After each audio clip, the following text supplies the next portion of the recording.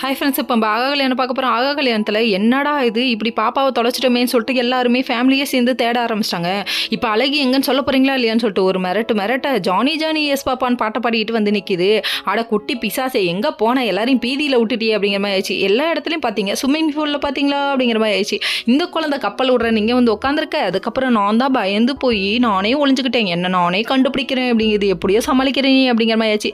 சாரின்னு சொல்லிட்டு டாக்டர் அம்மா குடும்பத்துக்கிட்ட சாரி கேட்க அதுக்கப்புறம் வந்து தனியாக வந்து நிற்கிறாங்க. அந்த டைம் பார்த்து யார் வந்து சாரி கேட்குறான்னு பார்க்குறீங்களா? கௌதம் சாரி கேட்குறாங்க. அடடின்னு ஆச்சரியக்கூடி போடணுப்பா, குழந்தைய பயமுறுத்துனது ஏன் தப்பு தான்ப்பா, என்ன மன்னிச்சுக்கோங்க அப்படின்னு சொல்லிட்டு குழந்தைகிட்ட சாரி கேட்க நம்ம 2 பேரும் ஃப்ரெண்ட்ஷிப் ஆயிடலாமான்னு சொல்லிட்டாங்க.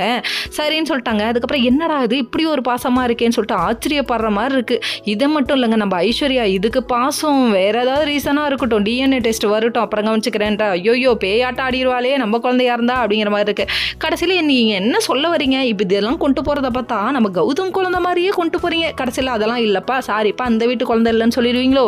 சொல்ல முடியாது, சூர்யா குழந்தைன்னு கூட சொல்லிடுவாங்க. ஆச்சரியப்படுறதுக்கு ஒன்றும் இல்லைப்பா. அது மட்டும் இல்லைங்க, நம்ம மகா கிட்ட சூர்யா என்ன சொல்கிறான்னா, நான் அந்த குழந்தைகிட்ட ஃப்ரெண்ட் ஆகிட்டு டீட்டெயில் ஏதாவது கலெக்ட் பண்ணுவேன்னு சொல்கிறாங்க. உங்களால் முடிஞ்சால் அதை பண்ணிக்கோங்கன்னு சொல்ல அதுக்கப்புறம் குழந்தைய வந்து பார்க்க வரலான்னு பார்த்தா குழந்தையா இது குட்டி பீசாசு அப்படின்னு நினைக்கிற அளவுக்கு நடந்துக்குது. என்னன்னு பார்க்குறீங்களா? குட்டி குழந்தைய தெய்வம் ஒன்றுங்க அப்படின்னு சொல்கிற மாதிரி ஆயிடுச்சு. மொத்த குடும்பத்தையும் உட்கார வச்சு மேக்கப் போட்டு விட்றாங்க.